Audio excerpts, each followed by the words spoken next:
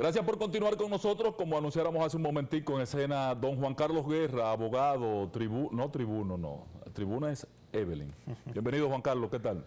Buenos días, Ángel, y buenos días a la gente que nos ve y nos escucha. Estamos listos. Juan Carlos, tú y yo que hemos participado hemos sido testigos de primera línea de este discurso del ingeniero Miguel Vargas Maldonado con el caso haitiano y su solicitud de que haya una intervención de organismos vinculados a la ONU, como la BINUS. Ayer el Consejo de Seguridad se reúne, escuchaste el mensaje del canciller Álvarez y pidiendo prácticamente en los mismos términos la intervención de la ONU. Me llamó la atención el hecho de que se utilizara una propuesta similar a la del ingeniero Miguel Vargas, pero con el tema Haití, nosotros los dominicanos tenemos que tener claro varias cosas. Primero, que es nuestro principal problema. Haití impacta en casi todos los ejes de problemas de la República Dominicana, desde el de seguridad hasta el económico, porque mucho se habla de las parturientas, mucho se habla del presupuesto en educación, mucho se habla incluso del tema de seguridad, pero hay un temita que pasa por debajo de la mesa. De la República Dominicana salen cada año hacia Haití alrededor de 2.500 millones de dólares por concepto de remesas. Entonces, todo eso tiene como consecuencia que el liderazgo político dominicano deba afrontar ese tema con la suficiente responsabilidad y seriedad, pero sobre todo alejado de las filias y las fobias que tradicionalmente ha arrastrado el tema Haití.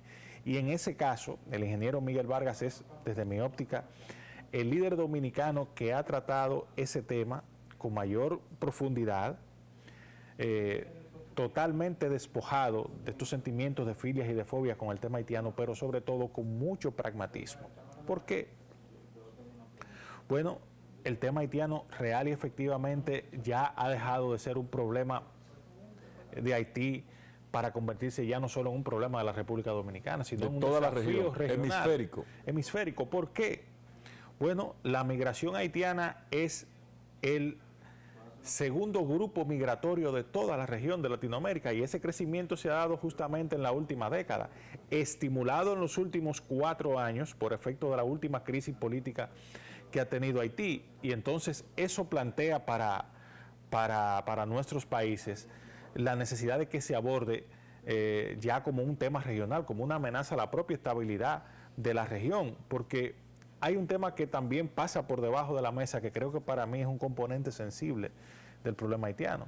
En Haití no hay registro civil, es decir, en Haití no se sabe quiénes son los haitianos. No hay identidad, correctamente. Entonces, cada vez que tenemos un migrante con las naturalezas de la migración haitiana, no estamos teniendo ni siquiera ya lo que se llama un migrante con una mano de obra muy barata, sino que estamos trayendo un problema porque es alguien que en la mayoría de los casos no tiene identidad, no tiene nombre y apellido. Y con el agravante de que genera y crea familia aquí. Correctamente. Entonces, y esa es una mano de obra que puede ser susceptible de ser utilizada por el crimen organizado, porque no es susceptible de persecución una persona que no existe en términos legales. Es decir, es un tema complejo para que no entremos tampoco en la amenaza en el ámbito de la sanidad que representa un país como Haití, que es prácticamente un territorio tribal en términos reales, porque allí no hay institucionalidad. Comentaba yo en estos días con un amigo y le decía que el problema institucional en Haití es muy difícil, es un nudo muy difícil de soltar. ¿Por qué? Porque Poder Ejecutivo, Poder Legislativo, Poder Judicial. No hay presidente. No hay Congreso. No hay Congreso porque no tiene mandato. Ni hay justicia. Ni hay justicia. Es decir, allí hay una situación muy difícil. Escenario que ha sido entonces asumido por las bandas. Correcto. Y justamente ahí va. Tampoco hay un ejército. Es decir, que es una situación... Y una policía totalmente huérfana, desprovista de cualquier instrumento. Por supuesto, una policía que desde que fue desarticulado el ejército es básicamente testimonial, porque también se fueron encargando de irla desmontando. Entonces, cuando usted ve todo ese problema, y además ahora con el agravante de que ese país está dominado por bandas criminales, usted se da cuenta que para la República Dominicana el único camino que nos queda es impulsar con un plan concreto en el seno de la comunidad internacional que haya un bloque regional que impacte en esa situación para que se pueda, los 3 pasos que dice el ingeniero Miguel Vargas con el tema haitiano, pacificar, estabilizar e institucionalizar para que allí entonces se creen las condiciones para que ese país en 2 o 3 décadas pueda ya convertirse en una oportunidad para la República Dominicana. Pero yo veo un discurso muy diplomático del ingeniero Miguel Vargas, muy lleno de conceptos y quizás el más avanzado. Ha asumido el liderazgo del tema en el país y el gobierno ha tenido que caerle atrás a ese planteamiento de Miguel Vargas. Pero no es posible, Juan Carlos, dime si hay otra fórmula, de resolver el problema de la pacificación, de la eliminación de esas bandas sin una intervención militar. Justamente la propuesta del grupo, del bloque regional que hace el ingeniero Miguel Vargas debe incluir, obviamente, ese aspecto, porque debe ser una incursión allí multidimensional, que abarque no solamente el tema político, porque no se trata, en el tema haitiano la situación es tan grave y tan delicada, que no se trata de fuerzas políticas encontradas, porque ahí tú lo sientes en la mesa de la negociación, sino se trata de un país prácticamente canibalizado por la delincuencia a nivel general, porque estamos hablando primero que allí en Haití es caldo de cultivo para el terrorismo, caldo de cultivo para el contrabando de armas, así es, caldo de cultivo para el narcotráfico, caldo de cultivo para la industria del secuestro, con lo que eso representa para un país de clases medias como lo es la República Dominicana. Entonces, obviamente que esa fuerza regional que debe ingresar y que uno espera que la resolución que están formulando Estados Unidos y México en el seno del Consejo de Seguridad de la ONU, que si mal no recuerdo en el día de hoy van a presentar una propuesta en ese sentido, porque el Consejo de Seguridad les encargó a ellos, uno entiende que esa incursión allí debe tener primero el componente de que sea una fuerza de varios países, que no sea solamente norteamericana, sino que sea en todos los sentidos, pero que también tenga un abordaje multidimensional, que aprendan de la propia experiencia de la ONU en Haití recientemente, gran que fracaso, fue totalmente desastrosa en todos los órdenes. Entonces, que no se repita esa experiencia y que podamos ya con una fuerza integrada por un grupo de apoyo regional, que yo le pongo nombre y apellido a los países que deben participar de ese grupo regional. Estoy hablando, comenzar con Canadá. Estoy hablando, además de Canadá y de Estados Unidos, pero digo de la región latinoamericana. Hablo de Brasil, hablo de Chile, hablo de México, hablo de Colombia. ¿Por qué de esos 4 países? Porque después de la República Dominicana son los 4 principales destinos de la migración haitiana, son los que deben estar más preocupados porque nosotros resolvamos ese problema. En el caso de tú has tocado muy claramente el tema del peligro que se cierne sobre nuestra nación en el marco de la seguridad. Pero en el caso de la dominicanidad, Juan Carlos. Bueno, ese para mí es... yo lo veo desde muchos puntos de vista. Para mí es el gran obstáculo que nosotros tenemos para convertir a Haití en una oportunidad para la República Dominicana. ¿Por qué? Nosotros somos 2 naciones, en términos estrictos del concepto de nación, totalmente diferentes. Cuando hablo del término de nación me refiero a la definición cultural de nación. Claro. Luego, en la República Dominicana tenemos una situación, somos de los pocos países del mundo que tenemos todos los modos de adquisición de la nacionalidad dominicana, teniendo por contrario a Haití, que solo tiene uno, que es el de la sangre. Entonces, en términos de la dominicanidad, yo creo que nosotros tenemos que superar el prurito y el temor que tenemos a la presión internacional con el tema de establecer un único modo de adquisición de la nacionalidad dominicana. ¿Por qué nosotros no podemos hacer como Haití? Es decir, sean dominicanos los hijos de padre y madre dominicanos donde quiera que nazcan, y problemas resueltos por esa parte, porque real y efectivamente, en términos reales, la dominicanidad en la República Dominicana, valga la redundancia, está amenazada por un fenómeno. Nosotros somos un país en el mundo que no solamente somos receptores de migración, somos emisores de migración. Claro. Y en ese ámbito entonces queda la dominicanidad totalmente frágil en el modelo actual. Tenemos que empezar a verlo, empezar a ver a la dominicanidad como algo que trasciende las fronteras del territorio dominicano. Entonces, con esa situación de Haití y sobre todo con ese tema de las parturientas que vienen aquí a la República Dominicana. Y se quedan. Que yo quiero decir algo con toda claridad. Esas parturientas no vienen de modo espontáneo. Claro que no. Esa es una industria. Correcto. Que nosotros tenemos que atacarla.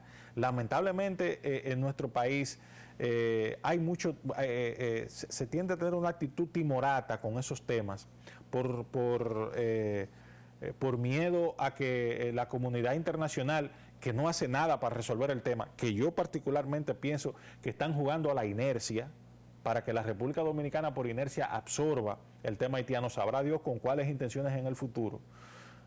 Pero yo pienso que nosotros tenemos que atacarlo eso de raíz, y la raíz de eso es que se trata de una industria en la que hay, cómo no, manos dominicanas envueltas. Lo que queda claro, tanto para ti en particular como para el PRD, es que la dominicanidad está en peligro. Totalmente. Se cierne totalmente.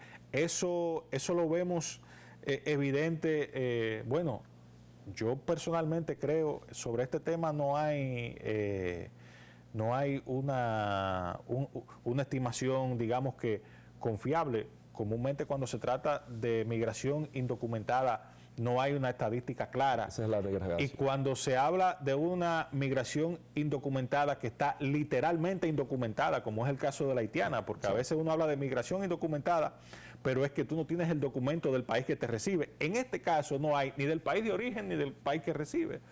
Pero yo me atrevería a decir, sin temor a equivocarme, que aquí ya en la República Dominicana hay sobre los 3.5 millones de haitianos. Claro que sí. Yo supero, en mi estadística supera los 4. A Juan Carlos, el tema de la indiferencia, porque nosotros tenemos dos características que a mí me llaman la atención. El tema de que vivimos de espalda al mar, nosotros ni siquiera importantizamos los productos marinos en República Dominicana, y vivimos de espalda a Haití. Totalmente. O sea, aquí tú no conoces un canal haitiano. Yo tengo acceso a canales haitianos, pero a través de una cajita de Amazon que los levanta como 4 o 5 canales muy buenos. Tú no conoces los periódicos haitianos, excepto el de Novelist. El Novelist y el Haitian Times, pero que ese se origina en Nueva York. Exacto. Entonces, nosotros tenemos un problema de una invasión física que tú la colocas en más de 3.5 millones de haitianos viviendo en el país, la mayoría ilegalmente. Pero, ¿y emisoras de radio? Tenemos el país inundado, no dominamos su idioma, no tenemos control de la cultura. Tú no sabes si tú tienes un haitiano, 2 haitianos al lado tuyo hablando de ti y te están mentando la madre. Entonces, ¿cómo abordar este tema? Porque ni siquiera nosotros nos hemos propuesto, a través de Indotel, incursionar en una dominicanización de Haití. Usted habla de indiferencia, pero yo ahí soy un poco menos indulgente. Yo creo que por un lado hay mucho temor del liderazgo político dominicano de meterse en el tema de Haití. Y por el otro también, en un sector minoritario, pero que ejerce influencia en términos de opinión pública, hay indolencia con la dominicanidad, con ese tema en particular. ¿Por qué? Porque nosotros queremos tratar el tema de Haití siempre como el pamper sucio. Sí, no hay por dónde agarrarlo. No hay por dónde agarrarlo, sin embargo, yo pienso que en ese aspecto ha faltado por parte nuestra, no hemos tenido nunca ni siquiera una mínima política fronteriza con respecto a Haití. Ya hablar de una política de Estado con respecto a nuestro vecino, a nuestro principal socio comercial, porque es el principal destino de los productos dominicanos, junto con Estados Unidos. Pero lamentablemente, por irresponsabilidad de la clase política, hay que decirlo así, por temores, pues el tema no es abordado con la profundidad que debe ser abordado, con la responsabilidad con que nosotros debemos de tomarlo en cuenta y sobre todo pensando en iniciar un proceso en el que Haití pueda tornar de amenaza hoy a oportunidad mañana. Correcto. Lamentablemente, para llegar a ese punto hay que asumir muchas realidades que entre los lobbies norteamericanos y las agencias de cooperación internacional norteamericanas que están aquí en la República Dominicana, y entre un liderazgo político que no se atreve a marcharle de frente a eso por temor a que lo califiquen o de haitianófilo o de haitianófobo, perdón, no abordamos el tema con la suficiente responsabilidad. Y yo creo que la primera pregunta que debe hacerse cualquier político en la República Dominicana que quiera conducir los destinos de la nación es ¿qué hacer con Haití? Porque ese es el punto de partida. Vas a Santiago, el PRD tiene identificación con esta marcha patriótica que ha sido convocada a Santiago. Bueno, hasta ahora oficialmente el partido no ha emitido ninguna posición sobre el tema. Yo personalmente veo con simpatía cualquier manifestación ciudadana que vaya en el sentido de crear una sensibilidad importante de la gente con respecto a este tema, sobre todo porque si Haití es un agujero negro en términos físicos. Claro. Un agujero negro, usted sabe que en términos físicos absorbe todo. Todo tipo de energía. Correcto. Entonces, tenemos ahí en Haití un agujero negro y hoy nosotros somos estables, tenemos cierta dinámica económica importante, somos la 8ª economía de la región, pero con ese vecino ahí haciéndonos peso muerto y convirtiéndose poco a poco en un agujero negro, toda esa estabilidad puede irse por el derricadero. Bueno, nos pusimos todos casi asustados el día que circuló una imagen brincando una valla, una puerta, que por suerte no era la puerta de acceso a República Dominicana, sino la de acceso a Haití. Que a propósito que usted dice de eso, yo quiero aprovechar también para hacer una crítica al gobierno actual. El gobierno actual con el tema está en bulto, allante y movimiento. Claro, una cosa es el discurso y otra es la práctica. Porque donde quiera que va el presidente Abinader habla del muro, que yo le llamo el muro imaginario de Abinader, porque este hombre con toda la pompa, y yo estuve allí comisionado por el partido, dio el primer Picasso del muro y dijo que ya eso fue en febrero, que en agosto estaría listo el muro completo, y sin embargo de 54 kilómetros apenas hay construido 1.9. Entonces, en ese aspecto me llama la atención, y ya con esto concluyo, uniendo los puntos, que el presidente en su discurso de la OEA no haya repetido aquella frase de que no hay solución dominicana para el tema haitiano. Y me llama la atención el hecho de que él no haya verbalizado eso y que haya dado allí un discurso lleno de lugares comunes, pero sin ninguna propuesta concreta sobre el tema, que eso haya sido inmediatamente después de su reunión con la vicepresidenta Kamala Harris.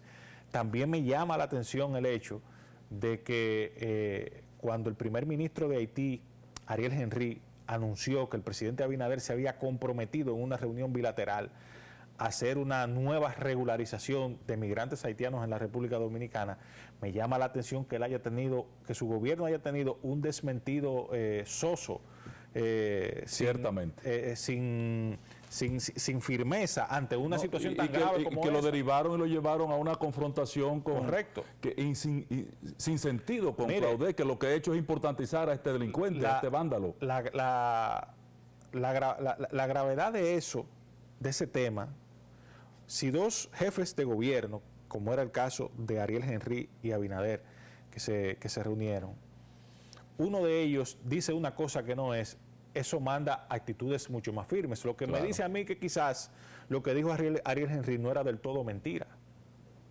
Quizás él no se atrevía a anunciarlo aquí públicamente, y yo tengo mis temores por la forma en que se maneja el presidente Abinader y cómo ha manejado su gobierno y por los actores que hay dentro del gobierno. Exacto.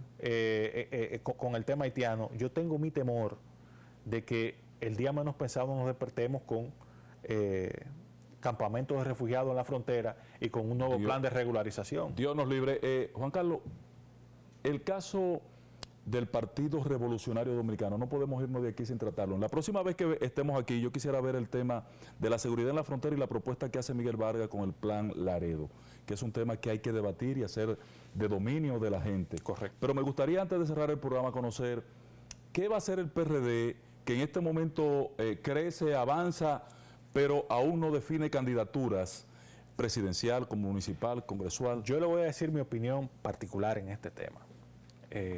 Nosotros hemos estado en un proceso de reestructuración que ahora entra en una fase de crecimiento importante. Estamos ingresando gente nueva cada semana al partido. Creo que el partido también ha estado haciendo presencia importante con temas claves para la República Dominicana. El tema de Haití es un caso que evidencia lo que estamos diciendo. Yo creo, en lo particular, que el PRD debe llevar candidatura propia a las elecciones del año 2024, perdón.